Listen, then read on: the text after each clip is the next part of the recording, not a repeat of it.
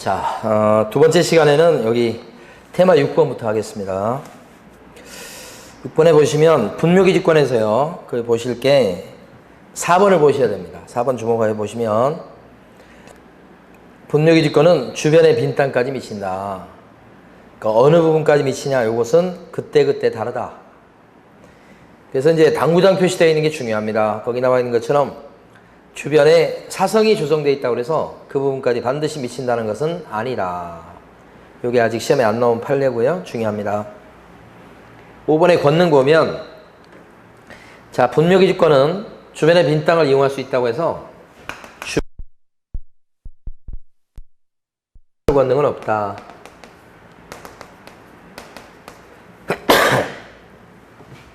합장에서 쌍문 형태로 몇 자리 쓰는 것도 인정이 안 되고, 쌍문 형태도 인정이 안 되고 단분 형태로 몇 자리 쓰는 것도 인정될 수가 없다. 신설 권능이 없어요. 그 다음에 이제 보면 이장할 수 있는 권능도 없습니다. 주변의 빈 땅으로 마음대로 이장할 수 있는 것도 아니다.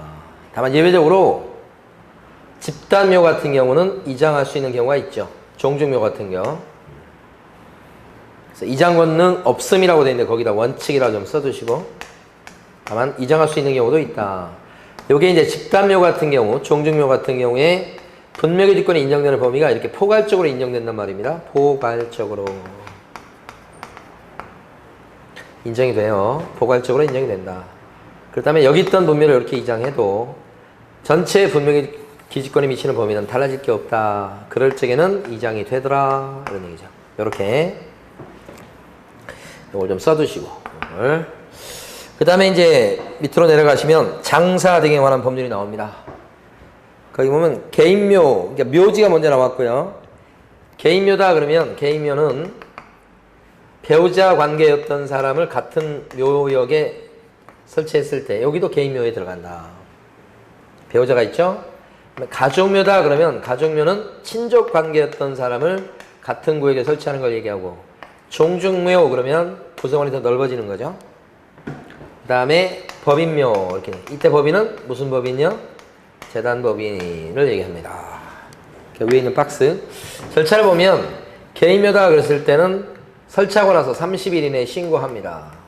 사후 신고죠. 근데 이제 가족묘, 종중묘, 법인묘는 이런 것들은 사전에 허가를 얻어야 되겠다. 절차가 틀리죠. 그 다음에 한기당 면적은, 한기당 면적 같은 경우는 30이야. 그죠? 요 개인묘 같은 경우는 전체 면적도 30이야. 이렇게 됩니다. 이해하죠?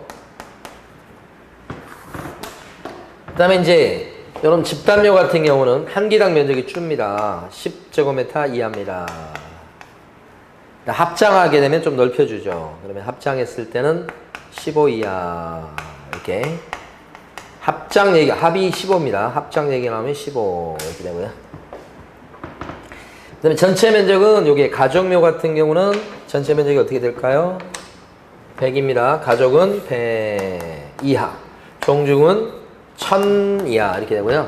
법인묘는요, 10만 제곱미터 이상. 이렇게 됩니다. 이상. 여기만 이상입니다. 다 이하입니다. 이하. 이하. 그 다음에 밑에 보면 설치기간 얘기 나오죠. 이 묘의 설치기간은 30년입니다. 30년. 설치기간은 30년. 근데 연장하는 그 제도가 있죠. 연장 신청하면 연장을 해주는데 그 연장 기간은 30년이고, 다만 한 번에 한해서만 연장이 가능합니다. 1회. 그죠? 그 다음에 합장 분묘 같은 경우는 합장된 날부터 30년을 따집니다. 그리고 어쨌든 설치기간이 끝나면, 요게 있죠. 요 연장기간 30년을 동그라미 2번에 있는 것처럼 단축하는 제도가 있습니다. 조례로 단축할 수 있다. 5년 이상 30년 미만 기간 안에서 단축할 수 있겠네요. 이렇게. 이렇게. 5년 이상 30년 미만의 기간 안에서 단축할 수 있어요. 5년 이상 30년 미만. 이렇게 되죠. 요 기간 기억하시고, 요 설치기간이 어쨌든 끝나면 1년 이내 철거하도록 되어 있습니다. 1년 이내 철거입니다. 자, 그 다음에 이제 거기는 지금 안 쓰여 있습니다만은 요거 꼭 정리해 두시기 바랍니다. 뭐냐면 사채를 매장했을 때는 요 기출문에 나왔습니다. 매장 신고하게 되어 있습니다. 그 매장했을 때 매장 신고는 사후 신고입니다. 매장을 먼저 하고 30일 내 신고하는 거고요. 시험에 안 나온 게 요거죠. 개장과 화장입니다. 파내는 거 개장. 이때는 개장하려고 하는 사람은 자, 미리 신고를 해둬야 됩니다. 미리 신고하고 개장하는 겁니다. 화장하려고 해도 미리 신고하도록 되어 있습니다. 사전 신고입니다. 이건 사후 신고고, 요건 출제가 됐는데, 이게 출제 안 됐기 때문에 잘 정리해 두셔야 됩니다. 개장을 한 자는 30일 내에 신고한다. X예요. 자, 그 다음에 이제 자연장지 얘기가 나옵니다. 자연장지는 종류를 보면 자연장지도 네 가지죠. 개인 자연장지, 그 다음에 가족이요, 종중이요, 그 다음에 법인 등 자연장지, 이렇게 네 종류인데, 이 자연장지를 조성하는 절차를 보면 이 개인 자연장지는 사후 신고입니다. 이것도 30일 이내죠. 가족이나 종중은 사전 신고입니다. 이건 사전 신고.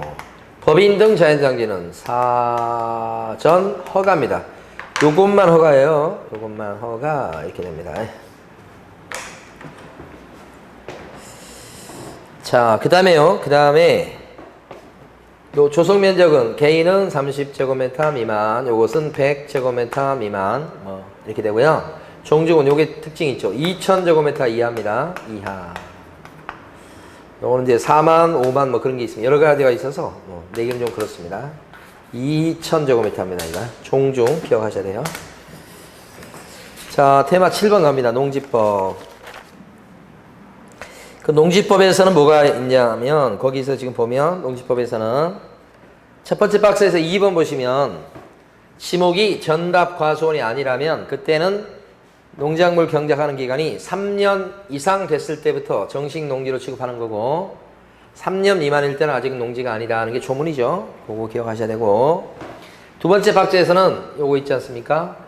농지를 소유할 때 일정 면적으로 제한받는 경우가 있는데 10,000제곱미터 이내가 있고 1,000제곱미터 미만이 있고 두 가지가 있지 않습니까? 근데 10,000제곱미터 이내에 이렇게 소유하는 건 두 가지예요. 또 하나가 상속받는 경우, 상속받아서 농사 안 지을 때 그래요. 두 번째는 8년 이상 농사 짓다가 농촌을 떠난 경우도 10,000제곱미터까지만 소유할 수 있도록 되어 있죠. 농사 안 짓기 때문에 그런 거예요. 특히 조심할 것은 상속받는 경우는 농업 경영을 하는 사람이 상속받을 때는 제한이 없는 거고요. 농업 경영을 하지 않는 자가 상속받을 때 10,000제곱미터로 제한받는다는 거 언제나 함정이니까 주의하시고요. 농지증입니다.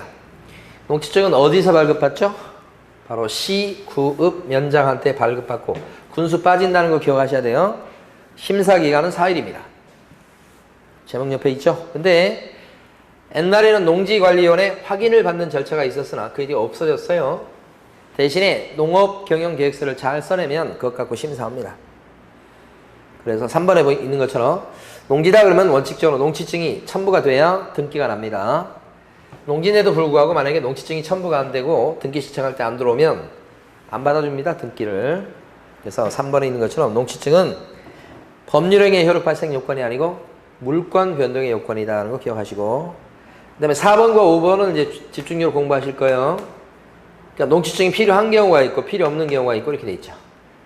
자, 필요한 경우 중에서 대표적인 것이 뭐가 있냐면 바로 거기 있는 것처럼 경매가 농지증이 필요하다는 거 주의하셔야 되고, 그 다음에 농지 전용 허가 또는 신고한 자가 농지를 소유하는 경우도 농지증이 필요하고요.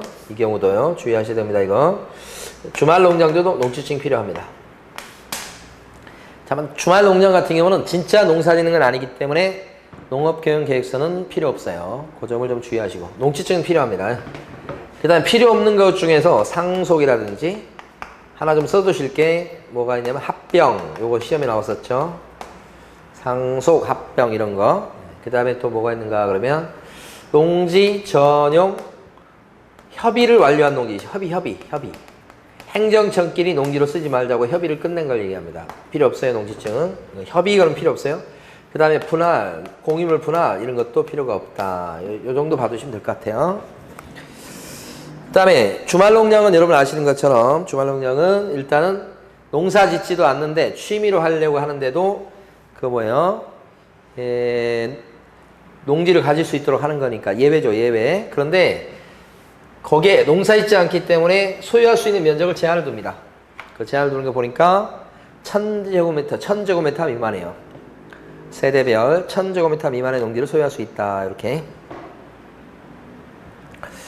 자, 그 다음에 이제 3번 보면 농취증이다 이렇게 나와 있죠. 그래서 주말농장 같은 경우도 농취증이 있어야 됩니다. 그런데 농취증이 있어야 되는데 농사짓는 계획서는 뭐예요? 필요가 없다. 필요가 없어요. 진짜 농사짓는 게 아니어서 그렇습니다. 그 다음에 이제 처분은 뭐, 요게 이제 시험에 아직까지 안 나온 건데 중요합니다. 농사를 갖다가 짓기 위해서 농지를 취득했다. 농사 짓겠다고 해서 농사 안 짓잖아요. 그러면 우리 법상 보면 1년 이내에 처분하도록 되어 있습니다. 처분하여야 된다 이렇게 나와요. 언제까지요? 1년 이내. 1년 기억하셔야 됩니다. 그래도 처분 안 하면 어떻게 됩니까? 그러면 처분 명령이 나옵니다. 이 처분 명령서에는 6개월 이내에 처분하시오 이렇게 말미를 줘요. 여유 시간을 6개월을 줍니다. 그래도 처분 안 하면 어떻게 됩니까? 그러면 이행강제금 떨어집니다. 자, 이행강제금은 어떻게 해요? 이행강제금 요건 1년 6개월. 이행강제금은 매년 부과합니다. 얼마 정도 부과하죠? 매년? 20% 부과합니다. 요것이 중요한 부분입니다. 매년 20% 부과합니다. 이렇게. 그래서 요 기억하실 때 농땡이 이렇게 해서 농지를 갖다가 안 팔고 농땡이를 치면 이행강제금 부과되는데 몇 프로요? 20%짜리입니다. 20% 기억하시고 농땡이 20%. 1년하고 6개월 요거 바뀌지 않도록 하셔야 되고요. 그렇게 신경 쓰시면 되겠고, 끝에 농지 임대차는요 서면계약이 원칙이다. 요것은 한 3번 정도 출제됐던 거고, 옆에 보시면 대항력이 아직 출제가 안 됐습니까? 그러니까 농지 임차인 같은 경우에 농지를 차지하고 있고요. 인도. 그 다음에 확인 도장을 받죠. 그러면 대항 요건을 갖춘 거예요. 그럼 대항력은 언제 생기냐면 다음날 생깁니다. 다음날 대항력이 생기는데, 확인 도장을 어디서 받습니까? 요게 이제 중요합니다. 확인 도장 어디서 받습니까? 시구읍 면장. 군수나면 안 됩니다. 여기도 확인 도장 어디서 받습니까? 시구읍 면장. 요거 기억하셔야 되고, 그 다음에 임대차 기한을 정하지 않거나 막 그랬을 때 농지 임대차 기한은 몇 년으로 되는 겁니까? 3년. 그죠?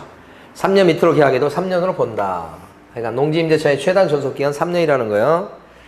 자, 그 다음에 넘어가셔서 확인 설명서로 가보십니다. 테마 8번. 그 내용 중에서 중요한 부분을 좀 지적을 해드리면, 대상 물건 표시란에서 중요한 건 뭐냐 그러면, 대상 물건 표시란에 보면 용도, 건축물의 용도 나오죠? 대상 물건 표시란에 적는다고 하는 걸 꼭 기억을 해주셔야 돼요. 용도. 그 다음에 또 뭐가 있냐면 방향이 있습니다. 방향. 찾으셨습니까? 방향. 그 다음에 또 어떤 게 대상 물건 표시란에 적히는 거냐면, 또 입안 건축물 있죠. 입안 건축물. 그 다음에 또 하나 더 있죠. 여러 가지가 있지만 유명한 것들 얘기하는 겁니다. 내진 능력, 내진 설계 적용 여부. 요것이 이제 대상 물건 표시란에 기재가 되는 것들입니다. 이렇게. 자, 그 다음에요. 권리관계에서 중요합니다. 권리관계에서 여러분 꼭 알아두실 게, 권리관계인데 적어주는 게 두 가지입니다. 하나가 등기부 기재사항이고요. 또 하나가 뭐냐면 민간임대 등록 여부입니다. 요걸 꼭 알아두셔야 돼. 민간임대 사업자로 등록이 되어 있느냐 안 되어 있냐, 요걸 체크해 주라. 주인들한테 보통 물어봅니다. 주인들이 이걸 가르쳐 주죠. 그래서 장기다 아니면 단기다 이런 것들, 8년 4년 이런 것들 체크하게 돼 있어요. 이 권리관계란에 적는다는 게 중요하고요. 그리고 출제가 이렇게합니다. 권리관계란에 적어요. 그 다음에 4번 입지조건. 그러면 도대차 교판. 이 입지조건란에서 중요한 건 주차장이 중요하죠. 주차장은 입지조건에 들어간다는 거 꼭 기억하셔야 되겠고요. 그 다음에 5번, 6번, 7번. 7번, 8번 보면 7번이 예정금액이죠. 여기 적는 거 세 가지인데요. 예정금액, 공시지가, 공시가격 이렇게. 8번이 또 뭐예요? 예, 줘버려라. 조가 뭐죠? 세 가지 세금인데 뭐가 있죠? 세 가지 세금 뭐가 있어요? 취득세, 농특세, 지방교육세 이렇게 세 가지죠. 기억해 두셔야 돼요. 세 가지도. 여기까지가 기본 확인 사항이고 자료를 요구할 수 있는 세부 확인 사항에 들어가는 것이 네 가지죠. 요구할 수 있는 거. 그래서 요새 실내벽이 환해요. 이렇게 나오죠. 실내벽이 환해요. 네 가지. 이렇게. 실제 권리관계요. 등급에 안 나오는 권리관계랑 그 다음에 비싼 물건들요. 뭐 별거 없고 내 외부 시설물의 상태 수도, 전기, 가스, 소방. 소방이 제일 유명한 거죠. 소방, 그 다음에 뭐 난방 이런 것도 있고 그 다음에 배수, 승강기 뭐 이렇게 있어요. 근데 중요한 건 소방과 관련해서 거기 옆에 보면 적도록 되어 있는 게 단독 경보형 감지기예요. 단독 경보형 감지기 이렇게 나와 있죠. 그거 별표하시고 요것은 두 가지를 꼭 기억하셔야 돼요. 단독 경보형 감지기일 때는 주거용 건물일 때만 적어주는 겁니다. 즉 확인 설명서 1번 서식요. 또 한 가지는 이때는 아파트는 제외입니다. 아파트 제외. 아파트 포함 그러면 틀리죠. 두 가지 꼭 알아두시고요. 그 다음에 뭐 벽면, 그 다음에 뭐 환경 조건. 환경 조건란에 적는 건 세 가지인데 뭐죠? 일조량, 소음, 진동 이렇게. 자, 그 다음에 이제 밑으로 가시면 서식 비교하는 내용이 나오죠. 확인 설명서 1번, 2번, 3번, 4번 이렇게 나오는데 요게 주, 비, 토, 입 이렇게 기억하셔야 되고요. 주거용, 그 다음에 또요 비주거용, 그 다음에 토지, 그 다음에 입광공 이렇게 주비, 토, 입. 그러면서 여기 보시면 환경 조건을 기재하는 칸이 있느냐 유명하죠 이거. 주거용만 있습니다. 근데 요때 이제 아까 말씀드렸지만 주거용만 요거 적어준 것 중에 아주 독특하게 알아두실 게 여기요. 단독 경보형 감지기 요것도 주거용만 기재합니다. 나머지 다 없어요. 환경 조건도 주거용만 있어요. 나머지 없습니다. 이렇게. 그 다음에 입지 조건은 어떻습니까? 입지 조건은 입지 조건 아니죠. 참 비선호시설이죠. 비선호시설은 어디에다 적어주느냐? 비선호시설은 있다가 없다가 있다가 없다가 이렇게 되죠. 이 두 개는 꼭 알아두셔야 되겠어요. 핵심이죠. 밑에 있는 박스 요거 암기해 두셔야 돼요. 환경 조건하고 비선호시설 한 덩어리로 기억하시고 그 다음에 여기가 이제 입지 조건하고 그 다음에 공법상 규제사항 이렇게 두 가지가 있는데 전부 다 있는데 끝에만 쏙 빠지죠. 전부 다 있는데 끝에만 쏙 빠지는 거 요거죠. 요거 두 번째가 요 특징이에요. 끝에만 쏙 빠지는 거. 끝에만 쏙 빠진다. 그 다음에 그 옆에 보면 내 외부 시설물의 상태, 벽면 도배 상태, 관리에 관한 사항 이런 거 있죠.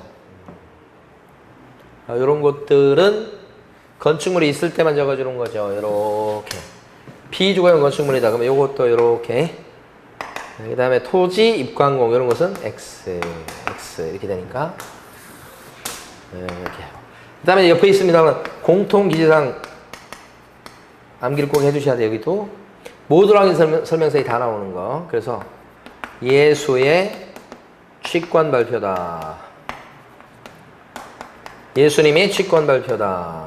예수의 취권 발표다. 공통관심사가요. 예전금액 등 중개보수매 실비금액과 산출내요. 그 다음에요. 취득 관련 조세요. 또요. 관리관계요. 여기는 실제 관리관계도 들어갑니다. 이렇게. 그 다음에 표자가 뭐죠? 대상 물건의 표시. 대상 물건의 표시. 이렇게 공통사항. 요거까지 치면 6개입니다. 요렇게 보시고. 요 공통사항 같은 거 서식을 물어볼 때 비주거용 건물에 적는 게 뭐냐. 토지에 대한 확인 설명서에 적는 게 뭐냐 했을 때 요 공통사항은 다 들어간다는 것입니다. 놓치시면 안 돼요. 자, 확인 설명서 2번, 테마 9번 보시겠습니다. 거기 이제 기본 확인 사항 중에서는 작성 방법 중에 주의할 게 이제 방향입니다. 방향을 기재할 때는 주택일 때는 뭐예요? 주실이나 뭐예요? 그죠?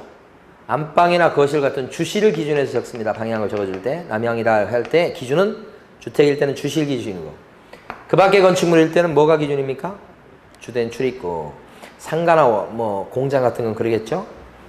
그 다음에 이제 이번에 권리관계 중에서는 좀 적으실 게 아까 요게 좀 빠져 있으니까 올해 들어온 민간 임대 등록 여부다. 요걸 꼭 적어주시고 권리관계란에 적습니다.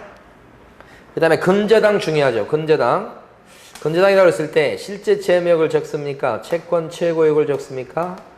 채권 최고액이죠. 네, 꼭 알아두시고 그 다음에 3번에서는 가로 1번이 중요합니다. 건폐율의 상한, 용적률의 상한 뭘 보고 적습니까? 시, 군, 조례죠. 3번 밑에 가시면 가로 4번에 당구장 표시요. 보시면 자 공법상 이용제한 및 거래 규제에 관한 사항은 임대차를 소개할 때는 기재를 뭐요? 생략할 수도 있습니다. 생략한다 그러면 안 돼요. 중요합니다 이거. 그 다음에 7번과 8번 예정 금액은요. 중개가 완성된 때 예정가를 적습니까? 완성되기 전에 예정 금액을 적습니까? 완성되기 전입니다. 전자 조심하시고 완성된 때 그러면 안 돼요. 그리고 여기 지금 보면 거래 예정 금액과 관련해서 거기 보면 공시지가하고 공시가격도 기재 항목이 나오는데 당구장 표시 있는 것처럼 출제가 됐었습니다. 이건 공시지가나 공시가격은 그 기재를 생략할 수도 있다는 거 기억하시고 두 가지 주의하시고요. 8번에 나와 있는 요 취득 관련 조세는 중개 완성되기 전에 조세를 적어주는데 요때는 임대차를 소개하는 경우는 어떻게 될 것 같습니까? 임대차를 소개할 때는 적어줄 게 없죠. 취득세가 안 생기잖아요. 그러니까 제외됩니다. 이렇게 하셔야 돼요. 당구장 표시 나온 거. 그 다음에 세부 확인사항은 특징이 뭐죠? 이건 특징이 전부 다 요구해서 확인하는 것을 적어준다 이거고요. 제일 밑에 보면 중개보수 및 실배 금액과 산출 내역 나오죠. 거기 두 가지 기억하셔야 돼요. 두 가지가 뭘까요? 하나가 요 중개보수에는 부가세가 포함됩니까? 아니면 별도로 부과합니까? 포함되는 경우도 있고 별도로 부과되는 경우도 있고 두 가지가 다 있죠. 요거 중요합니다. 부가세 부분. 그래서 포함되는 경우는 간이과세사업자는 중개보수 복비에 부가세가 들어가 있고요. 일반 과세사업자다 그러면 부가세가 어떻게 해요? 별도로 부과됩니다. 별도로. 일반 과세사업자는 그래서 둘 중에 하나 선택 이렇게 되는 경우도 있고 이런 경우가 있으니까 중개보수에는 부가세가 포함된다 그러면 틀리겠죠? 당구장 표시 옆에 있는 것처럼 별도로 부과될 수도 있다 이렇게 기억하셔야 돼요. 그 다음 밑에 보시면 중개보수 계산할 때요 무엇을 기준으로 해가지고 계산합니까? 또는 요율을 곱해줍니까? 뭘 기준해서요? 예정금액 기준이죠? 요거 알아두셔야 돼. 예정금액 곱하기 요율. 예정금액을 기준으로 계산합니다. 요걸 기억하셔야 돼요. 예정금액입니다. 거래금액 아니고요. 예정금액입니다. 실제 거래가격도 아니고요. 예정가입니다. 요거 조심하셔야 돼요. 기출문제입니다. 이거. 자 마지막으로 이제 명의신탁을 보도록 합니다. 명의신탁은 일단 어떤 게 명의신탁인가 먼저 보시는데 자 첫 번째 박스에서 명의신탁은 일단 금지인데 원칙은 명의신탁이 뭐냐 하면 실제 권리자가 타인 명의로 등기나 뭐요? 가등기 하는 걸 얘기합니다. 등기나 뭐요? 가등기. 딴 사람 이름으로 실제 권리자가 딴 사람 앞으로 이렇게. 네, 그래서 이 사람이 지금 권리자인데 타인 이름으로 등기나 가등기 한다. 이걸 명의신탁이라고 그래요. 재산 빼돌려놨다 이렇게 볼 수도 있죠. 여기서 이제 첫 번째 줄에 나와 있는 건 이 등기는 물건에 대한 등기 명의를 딴 사람 앞으로 돌려놨을 때만 명의신탁이에요. 채권에 대한 등기 명의를 딴 사람 앞으로 해놨다. 이거 명의신탁이 들어가지 않는다. A가 임차권자인데 임차권 등기를 B 이름으로 해놨어요. 등기를. 그러면 이건 채권입니다. 임차권은 명의신탁이 안 들어갑니다. 그래서 개념상. 자, 그 다음에 두 번째 줄. 명의신탁이 처음부터 아닌 걸로 빼놓은 것도 세 가지나 있죠. 양도담보하고 또요. 가등기 담보하고요. 그 다음에 상호 명의신탁도 명의신탁에 들어가지 않습니다. 개념상. 세 번째 신탁 등기도 명의신탁이 아니죠. 이렇게. 자, 그 다음에 세 번째 명의신탁은 99%가 금지입니다. 대부분. 자, 명의신탁인데 허용되는 경우 없습니까? 있죠? 뭐 이게 허용되는 명의신탁이다. 1% 많지는 않습니다만은. 그래서 명의신탁은 원칙은 금지, 예외적으로 허용 이렇게 되죠. 허용되는 경우가 3번 특례라고 얘기하는 거죠. 어떤 경우에 명의시탁인데 허용됩니까? 그러면 세 가지죠. 종중재산인데 뭐 저저저거. 그 다음에 배우자 간의 명의시탁. 법률상 배우자만 얘기합니다. 이거. 세 번째 종교단체 어쩌고저쩌고 나오는 거 있죠. 세부적 내용 모르셔도 괜찮아. 요 말이 나오면 아 특례가 될 수 있구나. 세 가지가. 뭐 이때는 언제나 특례가 되는 게 아니고 조세 포탈, 강제 집행 면탈, 그 밖에 법령상 제한을 회피할 목적이 없어야 되겠습니다. 두 가지 조건을 몽땅 갖춰야 돼요. 그래야 뭐예요? 허용되는 명의시탁. 예? 이렇게 돼요. 그래서 유효한 명의시탁 이렇게 되는 겁니다. 그러니까 아무리 배우자 간의 명의시탁을 하더라도 재산을 강제 집행을 피할 목적으로 했다. 그러면 이쪽에 들어가는 거예요. 납부 목적이 없어야 된다는 거 꼭 기억하시고 여기를 잘 냅니다. 지금 3번이 최근 시험에 잘 나오는 부분이에요. 그 다음에 명의시탁은 못하게 되어 있죠. 지금 보니까 못하게 되는데 이걸 어길 수 있잖아요. 어기면 어떻게 됩니까? 어겼다 그렇게 되면 그럴 때는 명의시탁은 일단 사법상 효력이 무효가 됩니다. 사법상 어떻게 된다고요? 무효 이렇게 됩니다. 무효. 그러니까 명의시탁 약정도 무효고 그에 따른 등기 물권 변동이라고 써져 있습니다만 등기 얘기하는 겁니다. 무효 이렇게 되죠. 다만 이제 뭐가 있냐면 두 번째 박스에서 2번요. 예외적으로 거래 안전 때문에 등기만큼은 유효로 하는 경우가 있다. 두 가지죠. 2번에 자 번째는 제3자한테 등기가 넘어갔을 때 하고요. 제3자한테 등기 넘어갔을 때 하고 또 어떤 경우가 있을 수 있냐면 제3자한테 넘어갔을 때 하고 계약명의시탁의 경우가 그러네요. 계약명의시탁 같은 경우도 가만히 보면 등기를 유효로 한다. 왜냐면 거래 안전 때문에 그래요. 케이스 두 가지가 그렇습니다. 시험에서는 여기가 또 핵심적인 내용 중에 하나죠. 그 다음에 제일 밑에 가면 제재를 먼저 보도록 합니다. 제재 공법상 제재입니다. 그래서 이제 처음에 나와 있는 게 벌칙이라고 되어 있지 않습니까? 벌칙 이렇게 돼서 신탁자 같은 경우에 5학년 2반 이렇게 되고요. 수탁자 같은 경우는 3학년 1반 이렇게 됩니다. 수탁자는 이렇게 그것도 시험에 나왔었습니다. 그 다음에 이제 과징금이라는 게 있는데 과징금은 명의신탁을 해가지고 재산을 빼돌리면 세금도 조금 내고 막 그랬을 거 아닙니까? 그거에 대해서 물리는 게 과징금인데 이 과징금은 얼마를 물리냐면 30%까지 물려요.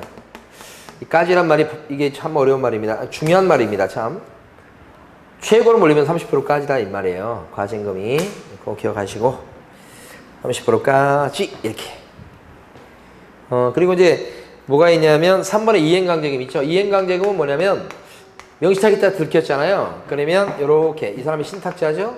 이 사람이 수탁자죠. B가 실명전환 이렇게 해와야 됩니다. 등기 넘어간 거 다시 올바르게 실제 주인 앞으로 등기 가져와야 되죠. 이걸 실명전환이라고 하고 실명전환 안 하고 버티면 어떻게 이행강제금 부과하는데 1년 이내에 실명전환 안 하면 그때는 10%를 뜯고요.